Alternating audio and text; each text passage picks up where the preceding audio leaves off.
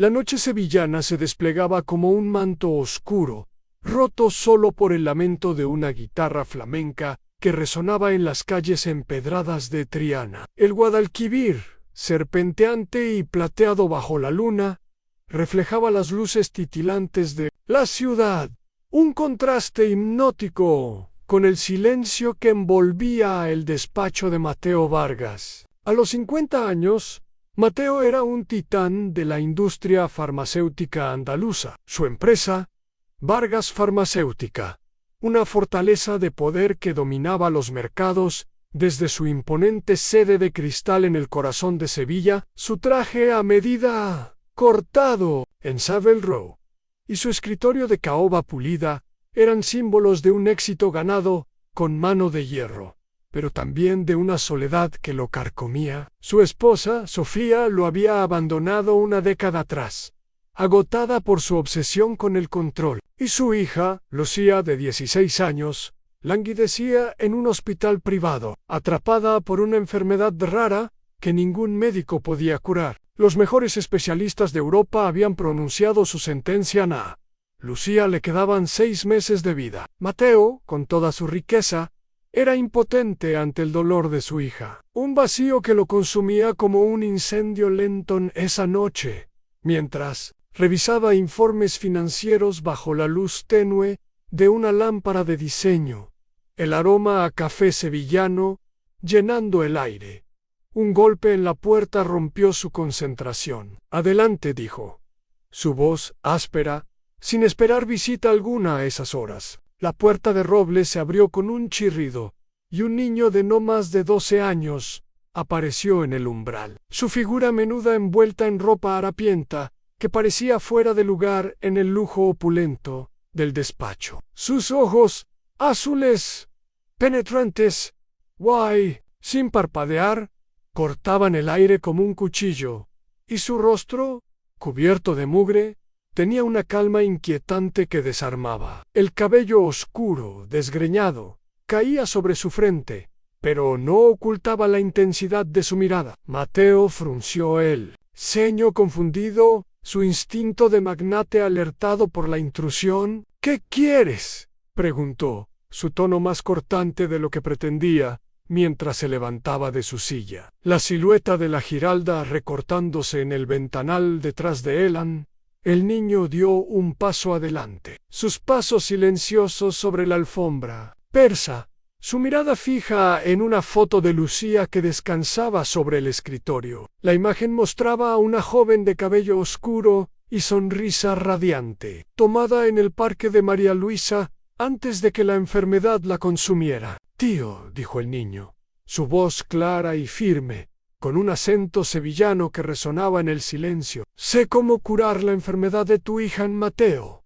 Se quedó helado. Las palabras del niño golpeándolo como un relámpago en una noche sin tormenta. La foto de Lucía, con su alegría de tiempos mejores, parecía burlarse de su impotencia. «¿Cómo sabes de ella?», preguntó, su voz temblando mientras se acercaba al niño, el aire en la habitación volviéndose denso, cargado de una tensión que no podía explicar. El niño no respondió de inmediato, sus ojos recorriendo el despacho. Los cuadros de arte contemporáneo, los premios de la industria farmacéutica alineados en una vitrina, el brillo del suelo de mármol. Antes de volver a Mateo en sé cómo salvarla, repitió, su tono tan seguro que desarmó a Mateo. «Primero debes ayudarme».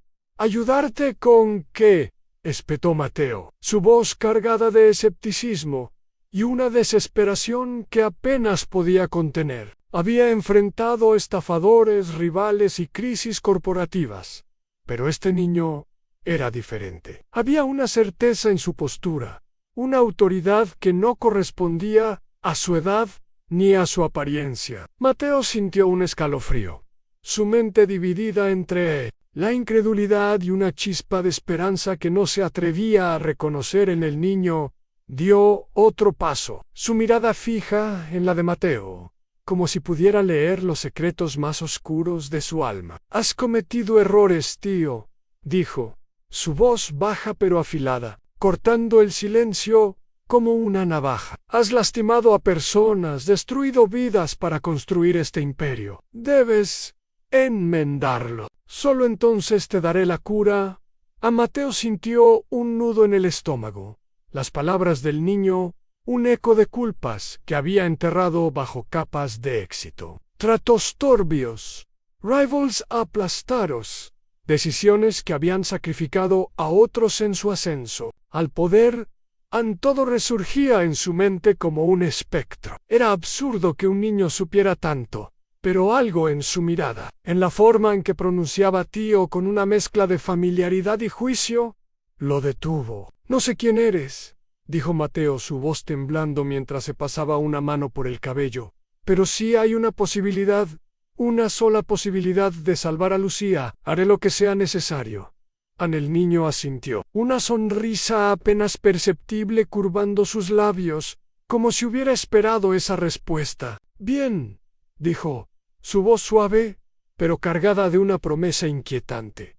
Empezaremos con tus errores. Y con eso, dio media vuelta y salió del despacho, sus pasos silenciosos desvaneciéndose en el pasillo. Mateo se quedó inmóvil, el silencio opresivo, envolviéndolo como una niebla. La noche sevillana parecía más oscura, el Guadalquivir un espejo de sus temores más profundos. Las campanas de la Giralda resonaron en la distancia, marcando la medianoche, y Mateo supo que este encuentro era solo el comienzo de un viaje que lo obligaría a enfrentar las sombras de su pasado. Mientras miraba la foto de Lucía, su corazón latió con una mezcla de esperanza y terror, la voz del niño resonando en su mente como un presagio.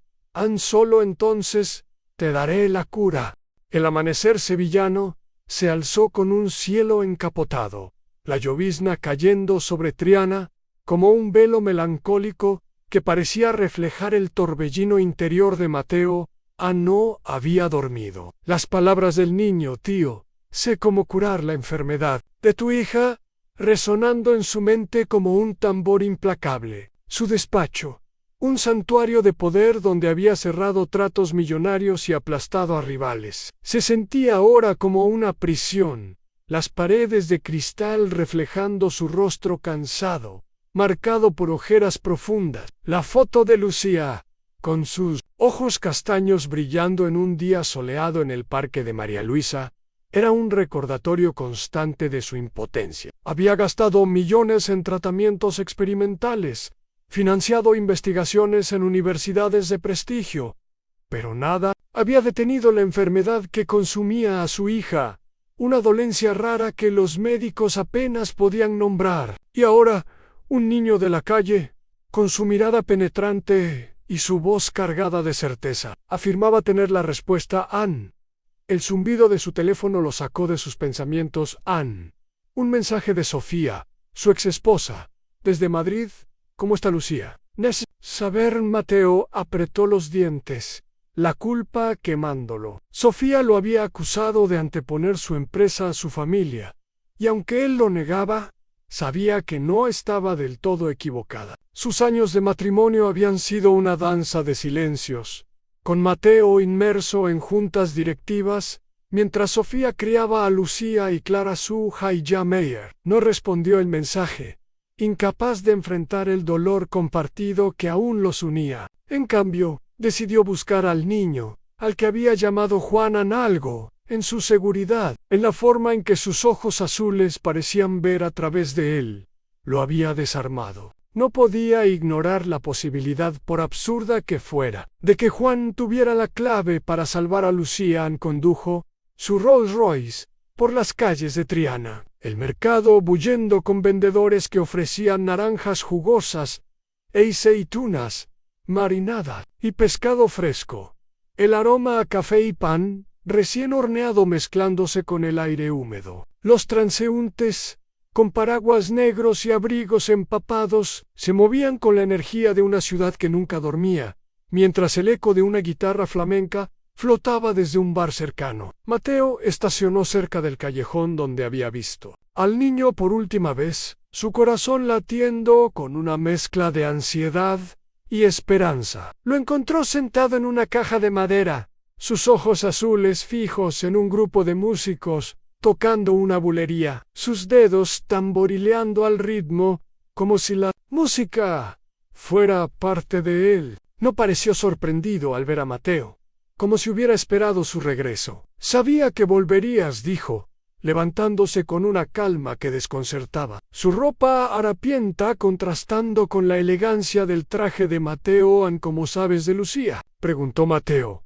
su voz baja pero urgente, acercándose al niño mientras la llovizna empapaba su cabello. ¿Y qué quieres de mí, Juan? Dímelo claro. Juan lo miró, sus ojos brillando con una intensidad que parecía sobrenatural. No soy un estafador, tío, dijo, su voz firme. Sé cosas que no entenderías, pero si quieres salvar a Lucía, debes pagar. Un precio. Sacó un papel arrugado de su bolsillo, sus dedos pequeños moviéndose con precisión, y se lo entregó a Mateo. Es una lista, dijo. Nombres de personas a las que has lastimado. Empieza por el primero. Antonio Jaumírez, Mateo desde el papel con manos temblorosas, el papel húmedo por la lluvia, la tinta, escrita en una caligrafía torpe pero legible. Enumeraban nombres que resonaban como ecos de un pasado que había intentado olvidar. Antonio Ramírez encabezaba la lista, un nombre que no había pensado en años. Había sido un químico brillante en Vargas Farmacéutica, un hombre de principios que había cuestionado un medicamento defectuoso que Mateo lanzó al mercado para maximizar ganancias, ignorando los riesgos. Antonio había sido despedido sin contemplaciones, su carrera destruida, su familia sumida en la pobreza. Mateo había enterrado ese recuerdo bajo capas de éxito. Pero ahora, bajo la mirada de Juan, sentía la culpa como un cuchillo en el pecho. ¿Cómo sabes esto?, preguntó, su voz quebrándose mientras apretaba el papel. Nadie conoce estos nombres.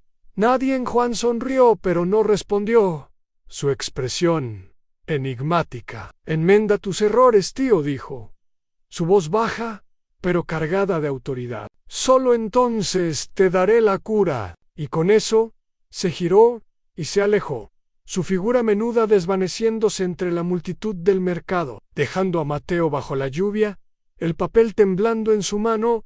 Regresó a su ático, el Guadalquivir brillando bajo las luces de la ciudad, y se sentó en su escritorio, la lista frente a él. Cada nombre era una deuda a María Torres, Javier Ruiz, Elena Campos. Cada uno representaba una vida que había sacrificado en su ascenso al poder, decisiones que había justificado como necesaria para construir Vargas Farmacéutica. La culpa lo consumía, pero también sentía una chispa de determinación. Si Juan decía la verdad, si realmente podía salvar a Lucía, entonces enfrentaría a estos fantasmas, sin importar el costo.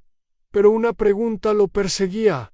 ¿Quién era este niño? ¿Cómo conocía los secretos más oscuros de su pasado? La respuesta parecía estar en las calles de Triana, en los callejones donde el flamenco y los naranjos guardaban los secretos de Sevilla esa noche. Mientras las campanas de la Giralda resonaban, Mateo tomó una decisión. Llamó a Diego Salazar, su amigo y detective privado, y le dio el primer nombre: Antonio Jaumírez. Encuentra a este hombre, dijo, su voz firme pero temblorosa. Necesito saber dónde está, y rápido. Mientras colgaba, miró la foto de Lucía, su sonrisa atrapada en un momento de felicidad perdida. ¿Por ti?, susurró, su corazón latiendo con una mezcla de miedo y esperanza. La noche sevillana, con su aroma a jazmín y su silencio, parecía susurrar que el camino hacia la redención sería más oscuro de lo que imaginaba.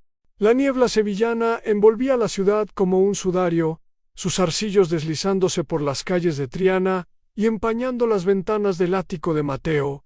La lista que Juan le había dado era una obsesión, cada nombre un eco de un pasado que había enterrado bajo capas de éxito y negación. Antonio Ramírez encabezaba la lista, Un hombre cuya vida Mateo había destruido con una decisión fría años atrás. Como director de Vargas Farmacéutica, Mateo había aprobado el lanzamiento de un medicamento sabiendo que tenía efectos secundarios graves, ignorando las advertencias de Antonio, un químico brillante que había dedicado su vida a la ciencia. La insistencia de Antonio en retrasar el lanzamiento había sido vista como una amenaza, y Mateo, presionado por inversores y su propia ambición, lo había despedido sin contemplaciones. La ruina de Antonio, su carrera destruida, su hogar embargado, su familia fracturada, era una mancha que Mateo había ocultado. Pero ahora,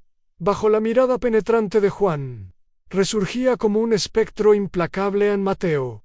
No podía seguir ignorando la lista. Contactó a Diego Salazar, un detective privado con una red de contactos que abarcaba desde los bajos fondos de Sevilla hasta las élites de la ciudad. Encuentra a Antonio Ramírez, ordenó, su voz tensa mientras miraba el Guadalquivir desde su despacho. Las luces de la Giralda reflejándose en el agua. Vivía en Dos Hermanas en los 90.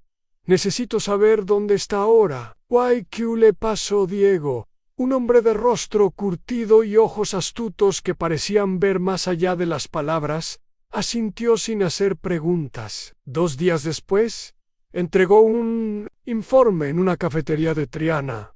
El aroma a café sevillano y churros crujientes, llenando el aire. Mateo abrió el dossier, sus manos temblando. Antonio vivía ahora en un piso modesto, en el Polígono Sur, un barrio de bloques grises y calles desgastadas, lejos del esplendor de Triana. Trabajaba como conserje en una escuela, un trabajo humilde para un hombre que alguna vez había sido un científico respetado. Su esposa lo había abandonado, llevándose a sus 2 hijos, y Antonio luchaba contra la depresión, su vida reducida a una sombra de lo que había sido. Cada palabra del informe era un golpe, una confirmación de la culpa que Mateo había enterrado. La revelación lo dejó sin aliento, su mente atrapada en un torbellino de recuerdos. Recordó a Antonio en la sala de juntas, su voz firme, mientras presentaba datos sobre los riesgos del medicamento,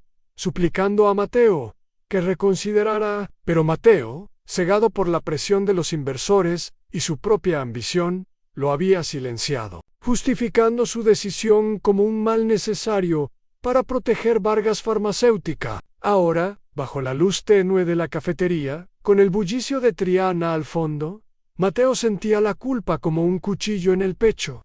¿Cómo podía un niño como Juan saber tanto? ¿Quién era este mensajero que parecía conocer los secretos más oscuros de su alma?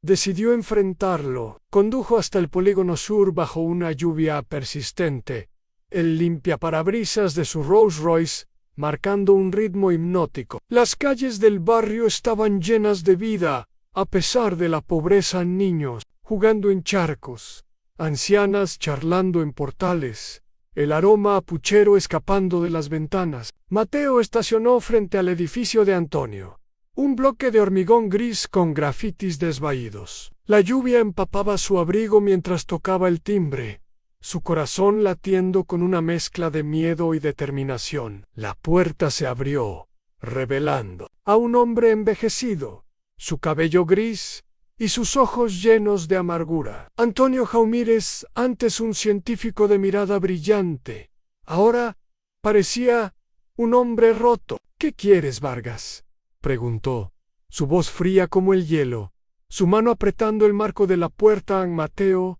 tragó saliva, el peso de los años presionándolo como una losa. Vine a disculparme, dijo, su voz temblando mientras la lluvia corría. Por el medicamento, por tu despido, por todo lo que te hice.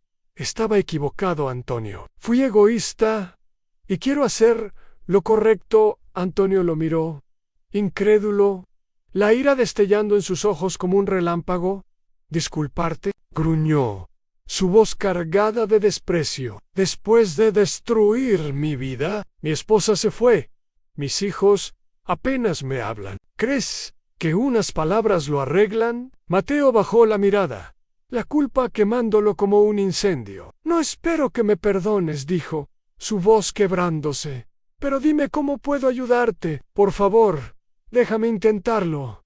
Antonio vaciló, su expresión suavizándose por un instante antes de endurecerse nuevamente. No quiero tu dinero, Vargas, dijo, su voz áspera. Quiero mi vida de vuelta. Pero eso no puedes dármelo. Cerró la puerta con un golpe seco, dejando a Mateo bajo la lluvia, el eco de sus palabras resonando en su mente. A Mateo regresó a Triana, las calles bullendo con vendedores y músicos, pero el mundo parecía más oscuro. En un bar de tapas, el aroma a jamón serrano y vino tinto envolviéndolo, revisó la lista nuevamente. María Torres, Javier Ruiz, Elena Campos. Cada nombre era un desafío, un recordatorio de que la redención no sería fácil. Pero la imagen de Lucía, pálida, en su cama de hospital lo impulsaba a seguir. Juan lo esperaba en el callejón, sus ojos azules brillando bajo la luz de una farola. «Estás empezando, tío», dijo, «pero aún falta mucho. Sigue con la lista. ¿Quién eres?», preguntó Mateo, su voz temblando. «¿Por qué haces esto?». Juan sonrió, pero no respondió, su figura desvaneciéndose en la niebla. Mateo sintió un escalofrío. La certeza de que el niño no era solo un mensajero, sino algo más, una fuerza que lo obligaba a enfrentar su pasado. Mientras las campanas de la Giralda resonaban, Mateo supo que no podía detenerse, no cuando la vida de Lucía dependía de él. El invierno sevillano irrumpió con un frío cortante. Las calles de Triana cubiertas de escarcha que reflejaban las luces de las farolas como diamantes rotos. Mateo vivía al borde de un abismo, la lista de nombres que Juan le había dado convirtiéndose en una obsesión que lo consumía día y noche. Había enfrentado a Antonio Ramírez, pero la amargura del hombre lo perseguía como un espectro, un recordatorio de que las disculpas no podían borrar el pasado. Cada noche visitaba a Lucía en el hospital privado, sosteniendo su mano mientras dormía, su rostro pálido y sus ojos apagados, rompiéndole el corazón. Los médicos, con sus batas blancas y sus rostros cansados, repetían que no había esperanza, que la enfermedad de Lucía era un enigma sin solución. Pero la promesa de Juan, «sé cómo curar la enfermedad de tu hija», era una luz tenue en la oscuridad, una cuerda floja sobre la que Mateo caminaba con miedo y determinación. Diego Salazar, el detective privado que había sido su aliado en las sombras, profundizó su investigación, rastreando al segundo nombre de la lista, a María Torres. Había sido una investigadora en Vargas Farmacéutica, una mujer brillante que había descubierto irregularidades en un ensayo clínico que Mateo había aprobado para acelerar la producción de un medicamento. Sus advertencias habían sido ignoradas, y Mateo, bajo presión de los inversores, la había despedido, destruyendo su carrera. Ahora, María vivía en un pequeño piso en Nervión, un barrio de clase media, trabajando como profesora interina en una escuela secundaria, luchando para pagar las facturas. Diego entregó el informe en un bar de tapas en Triana, el aroma a tortilla de patatas y vino tinto llenando el aire. Mateo leyó el dossier, cada palabra un puñal en su pecho. María había perdido su hogar tras el despido, y su hija, Ana, de 15 años, necesitaba una operación cardíaca que no podían costear. La culpa lo consumía, pero también sentía una urgencia feroz. Decidió enfrentarla. Condujo hasta Nervión bajo una lluvia helada, las calles llenas de sevillanos con abrigos oscuros y paraguas, el aroma a naranjos escapando de los patios. Estacionó frente al edificio de María, un bloque de apartamentos, con balcones llenos de macetas. Toca el timbre, su corazón latiendo con fuerza. María abrió la puerta, su rostro endurecido por los años, sus ojos castaños llenos de desprecio. «¿Qué quieres, Mateo Vargas?», preguntó, su voz cargada de amargura. bloqueando la entrada con su cuerpo. Mateo tragó saliva. La lluvia empapando su abrigo. Vaina a disculparme, dijo, su voz temblando. Por el ensayo clínico, por tu despido. Fui egoísta, María. Quiero hacer lo correcto. María rió. Un sonido amargo que resonó en el pasillo. ¿Lo correcto? Destruiste mi vida. Mateo, mi hija casi muere porque no pude pagar sus tratamientos. ¿Crees que unas palabras lo arreglan? Mateo bajó la mirada. La culpa quemándolo como un incendio. No espero. Perdón, dijo, su voz quebrándose. Pero dime cómo puedo ayudarte. Por favor, María vaciló, sus ojos brillando con lágrimas contenidas. Ana necesita una operación, dijo, su voz temblando. No puedo pagarla. Si quieres ayudar, hazlo por ella, pero no pienses que esto borra lo que hiciste.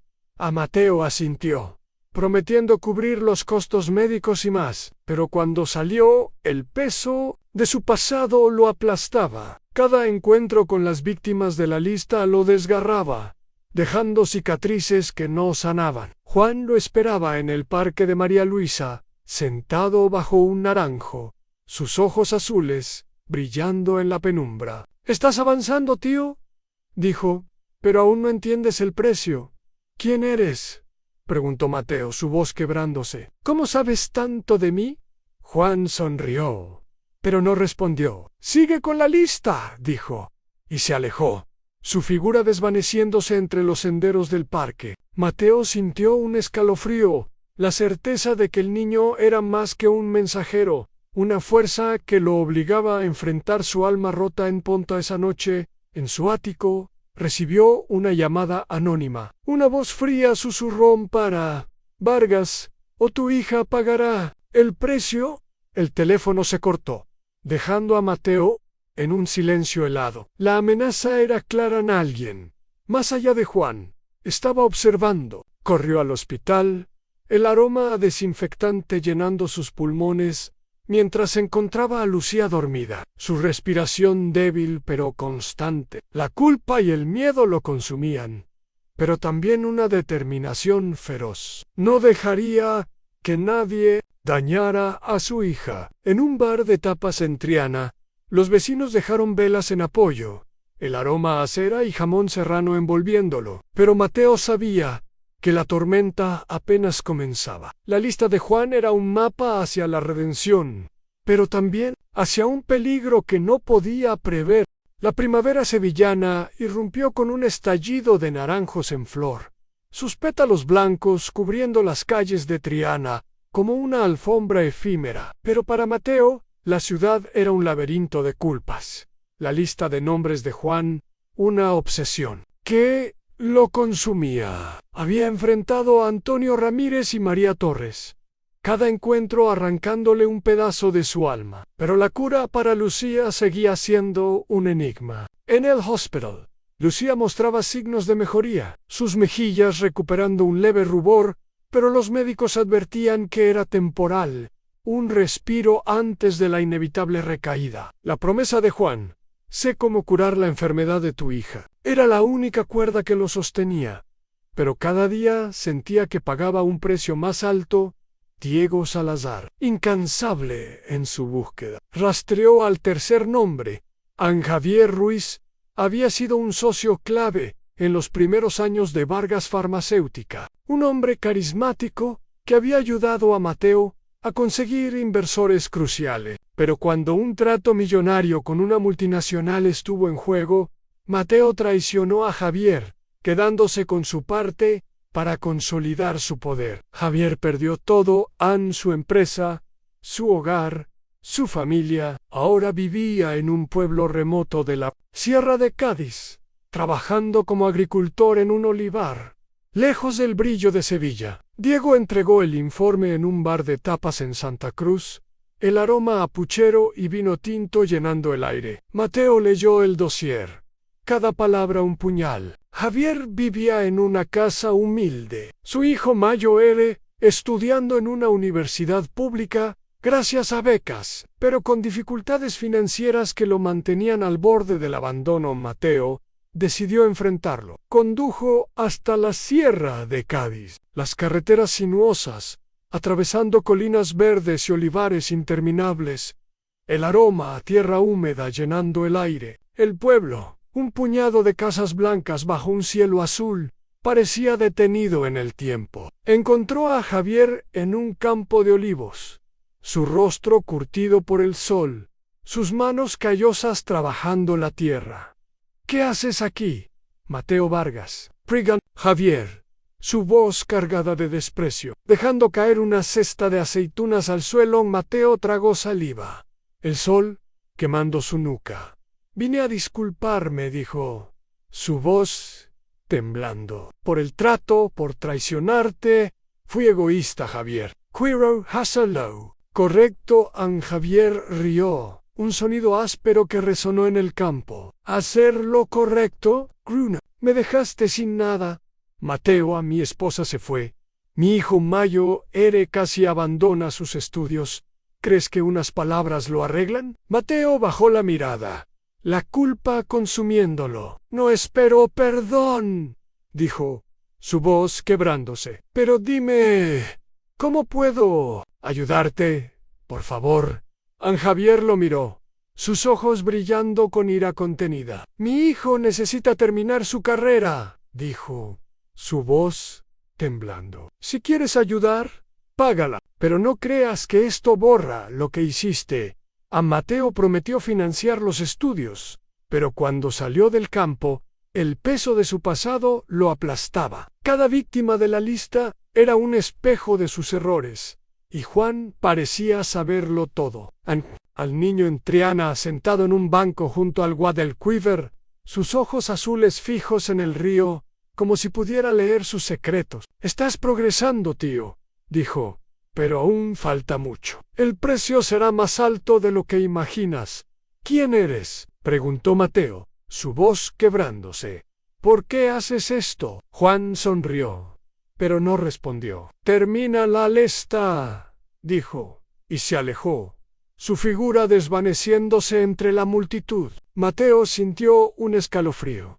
El niño no era solo un mensajero, era una fuerza que lo obligaba a enfrentar su alma rota. En esa noche, en su ático, recibió otra llamada anónima. «Para Vargas, o tu hija no verá otro amanecer», susurró una voz. Friel. Mateo reconoció el tono. Era Carlos Mendoza, su hermano menor, un tiburón financiero que dirigía una empresa rival y siempre había envidiado su éxito. La amenaza era clara, pero Mateo no podía detenerse. Corrió al hospital, el aroma a desinfectante llenando sus pulmones, mientras encontraba a Lucía dormida, su respiración débil pero constante. La culpa y el miedo lo consumían, pero también una determinación feroz. No dejaría que Carlos dañara a su hija en un bar de tapas en Triana.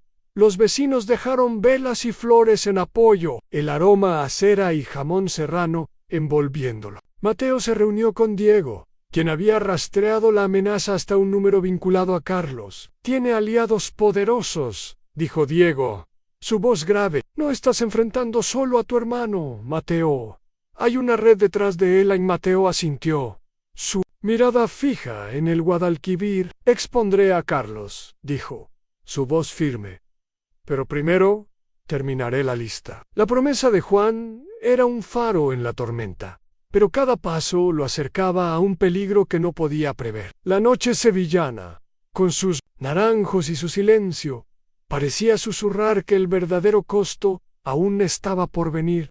El verano sevillano trajo un calor abrasador, las calles de Triana vibrando con el bullicio de la feria de abril, las sevillanas resonando en cada esquina y los vestidos de volantes llenando de color los bares de tapas. Pero para Mateo, el mundo estaba envuelto en sombras. La lista de nombres de Juan, una cadena que lo ataba a su pasado. Había enfrentado a Antonio Ramírez, María Torres y Javier Ruiz, cada encuentro desgarrándolo más, pero la cura para Lucía seguía siendo un enigma envuelto en misterio. En el hospital, Lucía mostraba signos de mejoría, su risa débil llenando la habitación por primera vez en meses, pero los médicos advertían que era un espejismo, un respiro temporal antes de la inevitable recaída. La promesa de Juan era una cuerda floja, y Mateo caminaba al borde del abismo. Su alma fracturada por la culpa y la esperanza, Diego Salazar, rastreó al último nombre de la lista, Elena Campos. Había sido una empleada administrativa en Vargas Pharmacéutica, una mujer humilde que había perdido su pensión tras un despido injusto, orquestado por Mateo,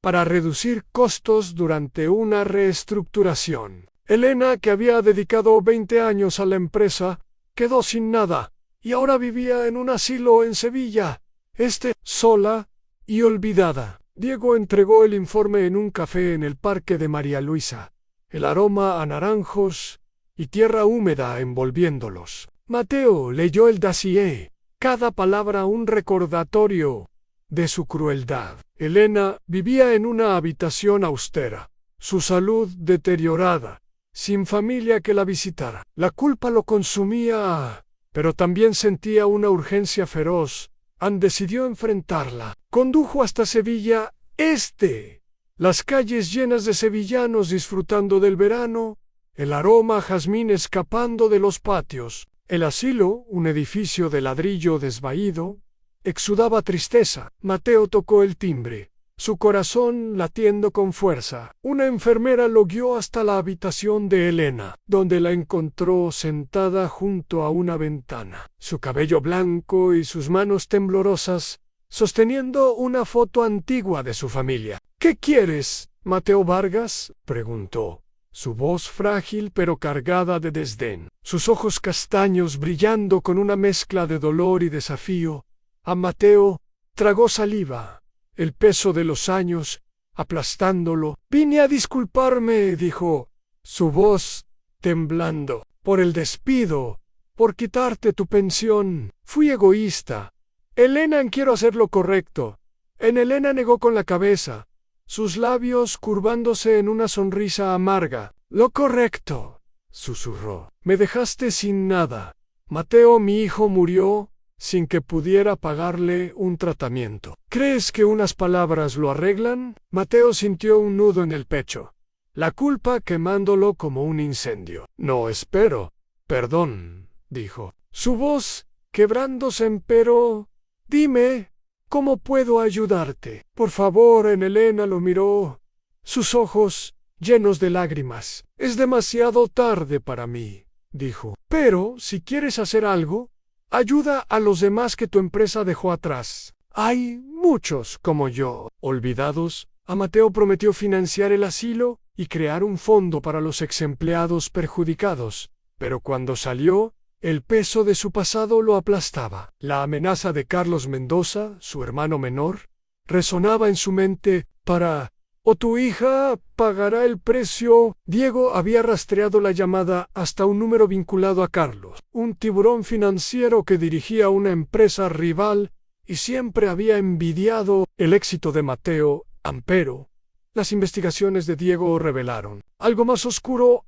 Carlos estaba ligado a una red de corrupción internacional, con aliados en el gobierno y la industria farmacéutica, una red que había financiado los negocios turbios de Vargas Farmacéutica.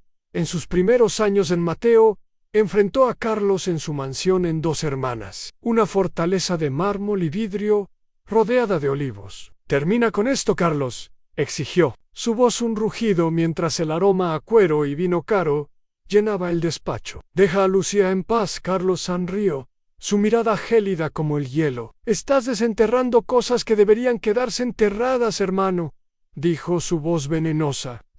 Tu cruzada, o Lucía pagará Han. Y no solo ella. Tengo aliados más poderosos de lo que imaginas. A Mateo apretó los puños, la furia consumiéndolo. No te dejaré tocarla, juró, saliendo de la mansión con una determinación feroz. Pero la amenaza de Carlos lo seguía. Un eco de la voz de Juana en el pasado no perdona. En el hospital, encontró a Juan esperándolo fuera de la habitación de Lucía, sus ojos azules brillando en la penumbra. «¿Has terminado la lista, tío?», dijo, sosteniendo un frasco con un líquido claro que parecía destellar bajo la luz. Bébelón, pero primero debes decidir qué sacrificarás. ¿Sacrificar?, preguntó Mateo, su corazón latiendo con fuerza mientras sostenía el frasco, su superficie fría contra su palma. ¿Qué quieres decir? Juan no respondió, sus ojos brillando con una intensidad sobrenatural. La cura está aquí, dijo, pero todo tiene un precio. Y se alejó, su figura desvaneciéndose en el pasillo, dejando a Mateo con el frasco, el peso de la decisión, aplastándolo. La noche sevillana, con sus naranjos y su silencio, parecía susurrar que el verdadero costo aún estaba por venir. Mateo miró a Lucía, dormida en su cama, y supo que no podía retroceder, sin importar lo que perdiera. El calor sevillano se intensificaba. Las calles de Santa Cruz, llenas de turistas, y el eco de las sevillanas resonando en cada esquina. Un preludio a la feria de abril, pero para Mateo, el mundo se había reducido al frasco que Juan le había dado, su líquido claro brillando bajo la luz de su ático, como un faro de esperanza y terror. La amenaza de Carlos Mendoza, las disculpas a las víctimas de la lista y la promesa de una cura para Lucía lo tenían al borde de la locura. En cada noche visitaba a Lucía en el hospital, sosteniendo su mano mientras dormía, su rostro pálido pero sereno, un milagro frágil que lo impulsaba a seguir. Los médicos, desconcertados por su mejoría, advertían que no duraría, pero Mateo sabía que era obra de Juan, una magia que no podía explicar. Decidió compartir la verdad con Sofía y Clara, convocándolas al hospital, en una sala privada, con el aroma desinfectante y el pitido constante de las máquinas. Mateo explicó todo en el encuentro con Juan, la lista de nombres, las disculpas que había ofrecido, y el frasco que prometía salvar a Lucía. Sofía, con el rostro marcado por años de dolor, lo escuchó en silencio, sus ojos castaños llenos de lágrimas. Clara, de 24 años, furiosa por los secretos de su padre, exclamó: ¿Confías en un niño de la calle? ¿Y si es una trampa, papá? ¿Y si te está manipulando? No tengo otra opción, dijo Mateo, su voz quebrándose mientras sostenía el frasco, su superficie fría contra su palma. Lucía está mejor. Clara, por primera vez en años, tiene esperanza, pero no sé qué precio pagaré. Sofía tocó su brazo, su voz temblando. Hagas lo que hagas, estamos contigo, Mateo, dijo. Pero ten cuidado, este niño. No es normal, Clara. Con lágrimas de frustración, asintió. No te dejaré solo, papá, dijo. Pero si esto sale mal, no sé si podré perdonarte. Esa noche, en un bar de tapas en Triana, el aroma a jamón serrano, tortilla de patatas y vino tinto envolviéndolo, Mateo recibió otra llamada anónima. Vargas, o tu hija no verá otro amanecer, susurró la voz fría de Carlos. Mateo colgó, su corazón latiendo con furia. No podía detenerse ahora, no cuando estaba tan cerca de salvar a Lucía, pero la amenaza de su hermano lo seguía como una sombra, un eco de la voz de Juan Antó. Tiene un precio. Decidió enfrentarse al pasado por completo. Contrató a Elena Torres, una abogada sevillana conocida por su tenacidad, para investigar los negocios turbios de Carlos. Elena, con su cabello negro y su mirada afilada, trabajó con Diego, descubriendo documentos que vinculaban a Carlos a una red de corrupción internacional. Los ensayos clínicos manipulados, los sobornos a reguladores y las ganancias ilícitas que habían financiado los primeros años de Vargas Farmacéutica eran una verdad devastadora. Mateo había sido cómplice por omisión, ignorando las señales, en su afán por construir un imperio. La culpa lo consumía, pero también lo impulsaba a actuar. Enfrentó a Carlos en su mansión en Dos Hermanas, una fortaleza de mármol y vidrio rodeada de olivos, el aroma a cuero y vino caro llenando él. Termina con esto, Carlos, exigió Mateo, su voz un rugido, mientras golpeaba el escritorio de su hermano. Deja a Lucía en paz. Carlos sonrió, su mirada gélida como el hielo. Estás desenterrando cosas que deberían quedarse enterradas, hermano, dijo, su voz venenosa.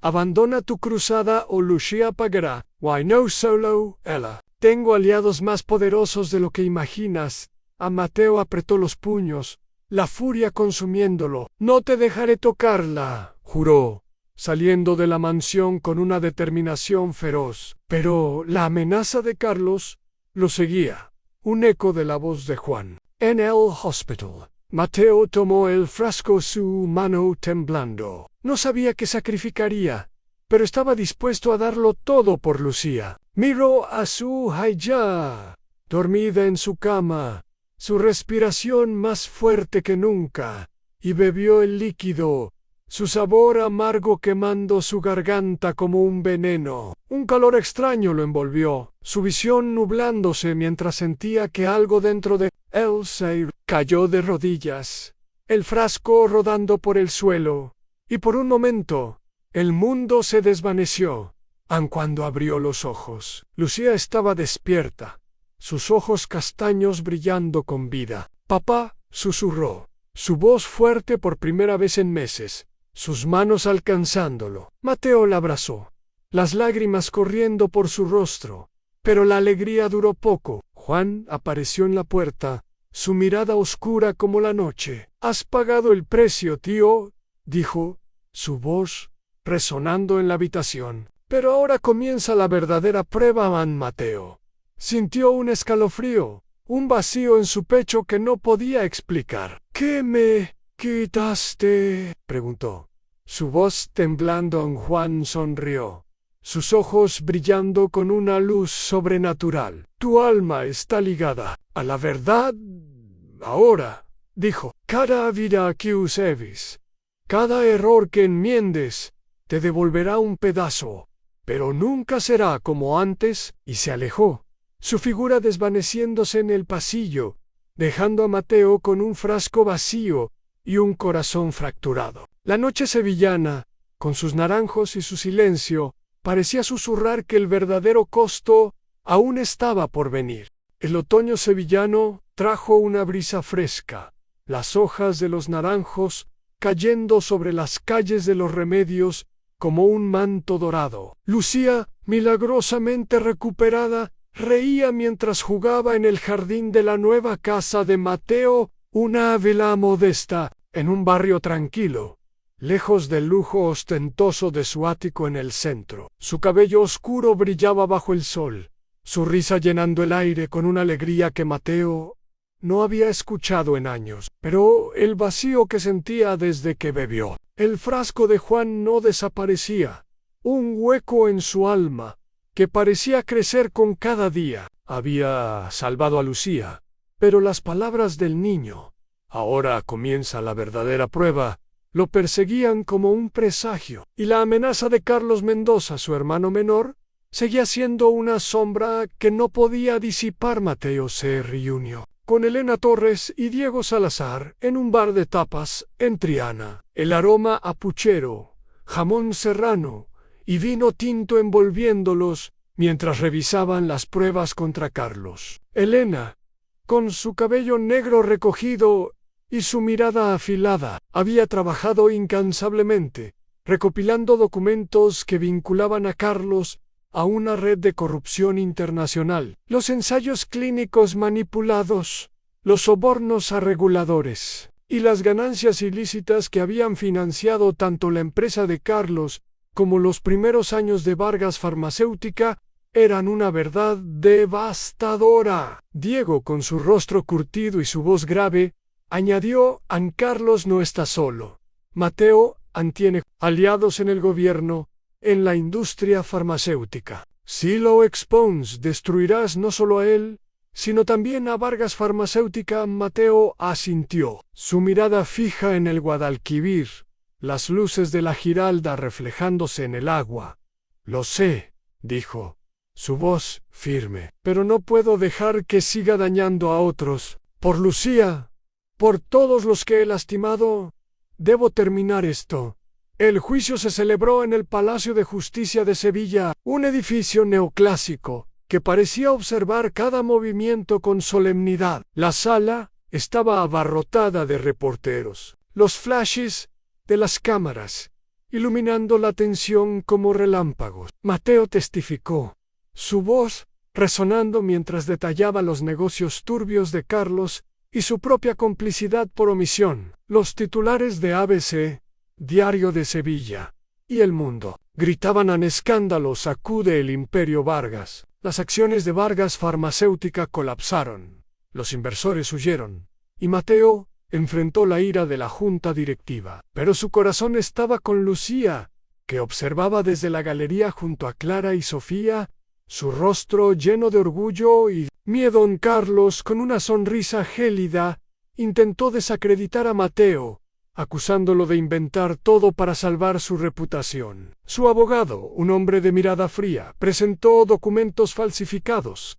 que sugerían que Mateo había orquestado la corrupción, pero las pruebas de Elena eran abrumadoras en grabaciones de sobornos, correos electrónicos incriminatorios, testigos que habían trabajado para Carlos. La sala murmuró, los reporteros anotando frenéticamente, y Mateo sintió el peso de las miradas acusadoras. Pero no se doblegó por Lucía, por Antonio, María, Javier y Elena. Debía enfrentar la verdad ante el juez. Con voz severa leyó el veredicto. Encontramos al acusado, Carlos Mendoza, culpable de fraude, lavado de dinero y manipulación de ensayos clínicos, en 15 años de prisión. La sala estalló en murmullos, pero Mateo apenas escuchó. Un alivio abrumador lo inundó, mezclado con el vacío que aún lo consumía. Carlos, esposado, lo miró con odio puro, su voz un siseo. Esto no termina aquí. Hermano, tras el juicio, Clara y Sofía se reunieron con Mateo en el hospital, donde Lucía, ahora fuerte, los abrazó con una energía que parecía un milagro. «Soy tu hermana», dijo Clara a Lucía, su voz temblando mientras le acariciaba el cabello. «No te dejaré nunca». Sofía, con lágrimas en los ojos, tomó la mano de Mateo. «Lo hiciste», dijo, «la salvaste». Pero Mateo no podía celebrar. Esa noche encontró a Juan en el parque de María Luisa, bajo un naranjo cargado de frutos dorados. «Has ganado, tío», dijo el niño, sus ojos azules brillando en la penumbra. «Pero has perdido algo. ¿Lo sientes?» Mateo asintió, el vacío en su pecho más profundo que nunca. «¿Qué me quitaste?», preguntó, su voz temblando. Juan sonrió, su mirada sobrenatural en tu alma está ligada a la verdad. «Ahora», dijo, «cada vida que usas, cada error que enmiendes, te devolverá un pedazo, pero nunca será como antes. La redención no es un regalo, es un camino». Y se alejó, su figura desvaneciéndose entre los senderos del parque, dejando a Mateo con un corazón fracturado, pero decidido. A meses después, Mateo fundó la Fundación Lucía Vargas, una organización benéfica para ayudar a los Inteco, las víctimas de la industria farmacéutica y los olvidados como Elena Campos. Renunció a Vargas Farmacéutica, entregando el control a un reformador que prometió limpiar la empresa. Durante la Semana Santa, llevó a Lucía, Clara y Sofía a una procesión en Triana, las velas titilando en la oscuridad mientras los nazarenos. Lucía, sosteniendo su mano, susurró: «Estamos juntos, papá. Eso es suficiente». A Mateo sintió una paz frágil, las campanas de la Giralda resonando en la distancia. Había perdido su imperio, su nombre estaba manchado, pero había ganado una familia. En el bar de tapas de Triana, los vecinos dejaron flores y velas, el aroma a cera y jamón serrano, envolviéndolo, mientras el sol se ponía sobre Sevilla. Mateo supo que su redención era un camino sin fin, pero cada paso lo acercaba a la luz. El susurro de Juan en la noche había cambiado todo, y aunque el precio era alto, la esperanza de su familia valía la pena. La ciudad, con sus naranjos, guay su flamenco, parecía prometer un nuevo comienzo, uno construido sobre la verdad y el amor.